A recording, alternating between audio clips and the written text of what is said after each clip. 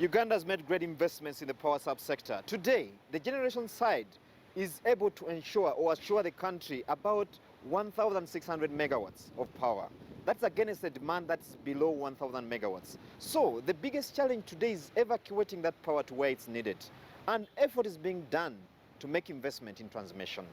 We take a look at these efforts.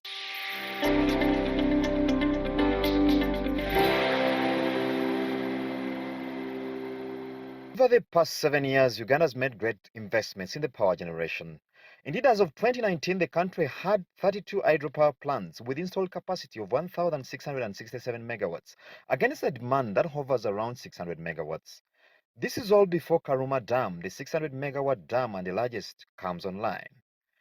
But while these strides were being taken on the side of generation, there were still gaps in the area of transmission in the country. This left access to power in rural areas at about 20% and 60% in urban areas.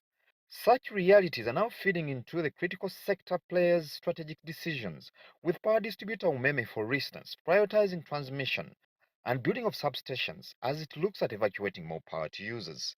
This substation is a transmission substation which was built in Mukono. It's called Mukono North Substation. It has a capacity of 189 MVA. This station was built to provide reliable supply to our industrialists in Mbalala, Mukono area. So far, we've built some integration lines. We have already given Tiangtang one line. We are building 3 new lines. One taking power to National Water, Katosi, which will be at 20 MVA. There's another line we are building to give to Tiangtang, which is expanding its industry. They require 15 MVA in capacity. We are building another one to Mpata area to improve the reliability in that industrial zone. The current investment decisions are part of the wider strategy ensuring the syncing of effort between generation, transmission, and distribution as the country looks to deriving the power dividend out of the multi-billion-dollar investment it has directed towards the power sector. Important is we still have 13, we have a total of 13 bays, which means any future expansion can be evacuated with ease. And this is part of the total game plan of improving generation capacity, improving transmission capacity, and also improving distribution capacity by providing reliable supply to our industries and our customers. The 3 lanes are all using concrete poles. The one to Katosi is 40 kilometers. The one to Tiangtang is 2.5 kilometers, and the Mpata one is 4 kilometers.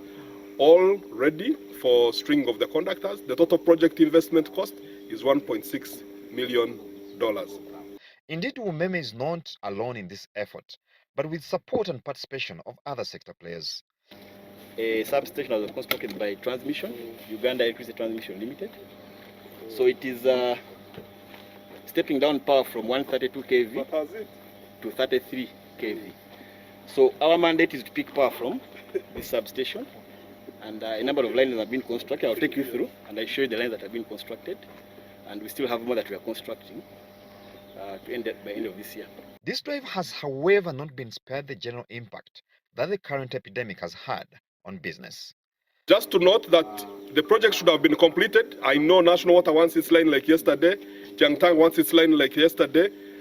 We were impacted by COVID, logistics, the imports delayed because of the global markets and the manufacturers were closed.